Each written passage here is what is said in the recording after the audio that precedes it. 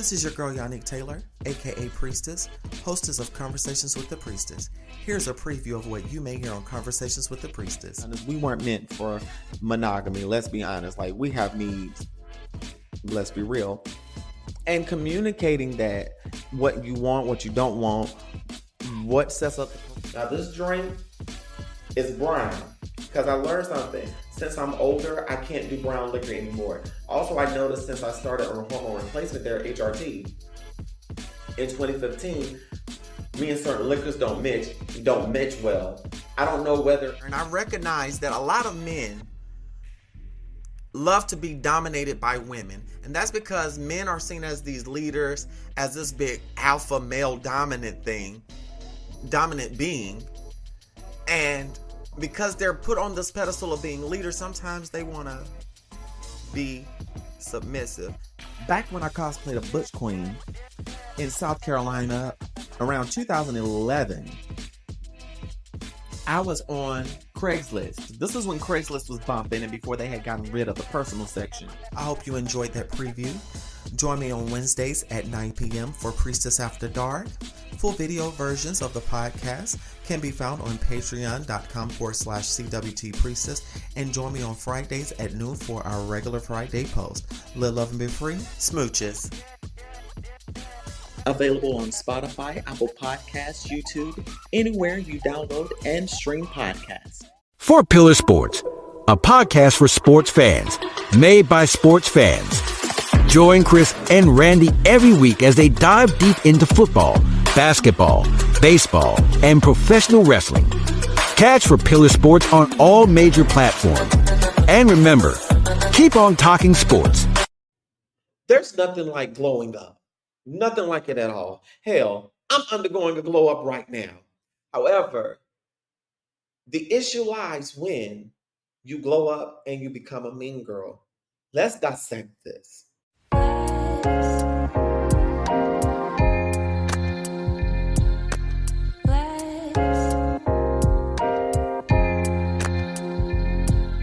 Before I go on into the topic, I want y'all to set the bell notifications, hit that subscribe button, leave me a comment, and give me a thumbs up.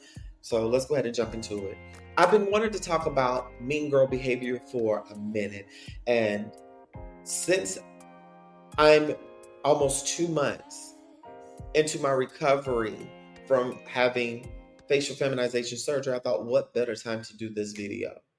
So many of us are familiar with the Mean Girl story from way back when, and we've seen that trailer for the remake that I'm questioning right now. But that got me to thinking, as well as some thoughts I've been having concerning mean girl behavior. And to set this all up and stop all the bullshit, I was recently viewing social media pages that I no longer follow and examining my experiences with people that in turn were mean girls. And as I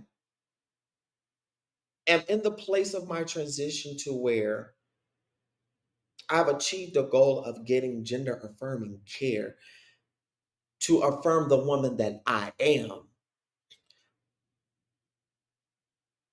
I had this fear, and I always check myself that I don't become a mean girl, because I could not have access to gender affirming care. And I'm speaking from the trans perspective because I've seen this happen, and I've been privy to this type of behavior to where not only in the trans community, but in the various communities I've been in, even in the religious communities, to where you have people that look like you, that fit the demographic that you're in, they glow up, and then they start despising the same community that they once were a part of. Like some of these artists out here that they glow up and then they just have all kind of vitriol. And this really stems from you glow up, you change your style, undergo gender affirming surgeries for whatever gender you are, because cis people get gender affirming surgeries too. Or you may simply come into some money, and now the people that you were amongst are now beneath you, and you're spitting all this vitriol. Case in point, you have this one auntie that, she was a poor girl in the South. She marries rich, and then all of a sudden, she's the best thing in town. She looks down her nose at people, and now she's become this person that nobody likes.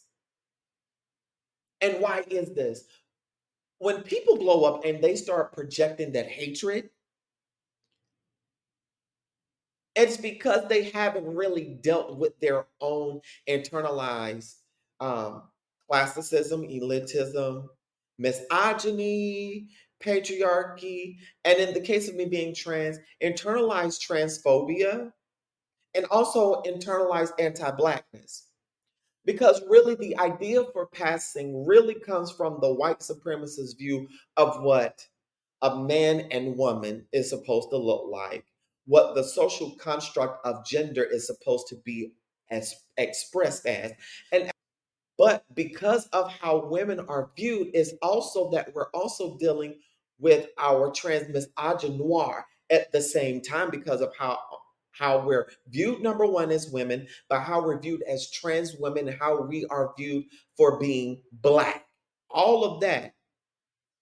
And that's one thing I had to check during my transition, is my own internalized transphobia and my own insecurity issues. And seeing people in the trans community that get the gender affirming care, that come back and heal, and then all of a sudden they're just the nastiest person ever. You see them bashing other trans people, being pick-me's for dumb shit, or just going along with the bullshit for no reason, acting like Ricky, it is unbelievable when you see this type of stuff happen, when I remember when this person wasn't like this before they got the surgeries, before they got that title, before they got that job, before they got into the money. Like, who is this person? When in reality, that is all of that junk that was lying underneath, that unresolved issue that they haven't dealt with has now become a part of them. And unfortunately, that is who they are. And I hate to see that shit. It really bothers me. It really bothers me.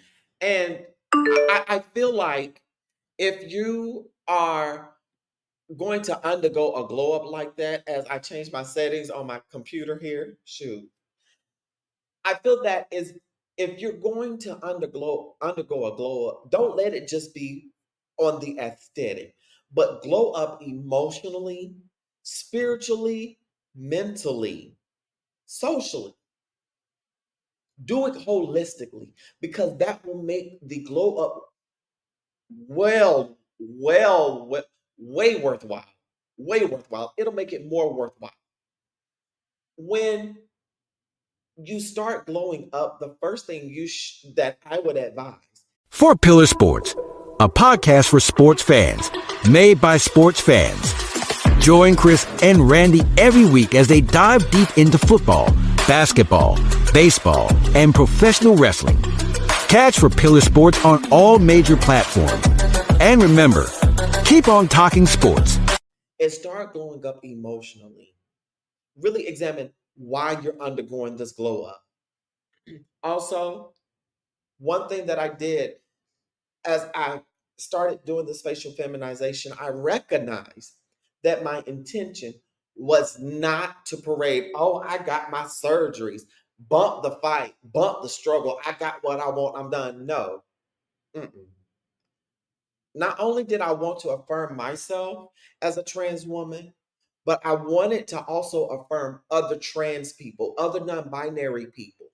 I wanted to affirm those who, because of the powers that be, they unfortunately are not able to access the gender affirming care that they need. But you best believe I'm still going to fight. Why? Because me getting gender affirming care at this point within the political climate is not even about a glow up.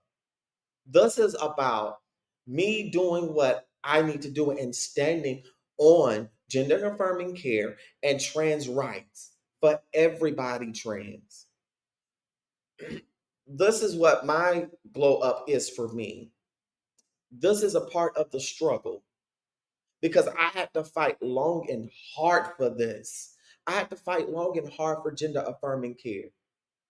And the reason why I'm saying this is a glow up for me, this is a glow up because now I am more secure in my womanhood. When you become more secure in yourself, baby, that is a glow up.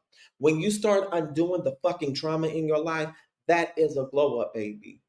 It is okay in your glow up to sit back and examine. Now, there's been times pre-transition, a bitch was a mean girl. And my people had to call me out on that shit and it didn't feel good.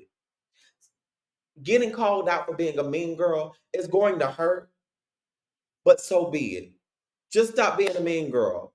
Heal yourself from within before you start to glow up.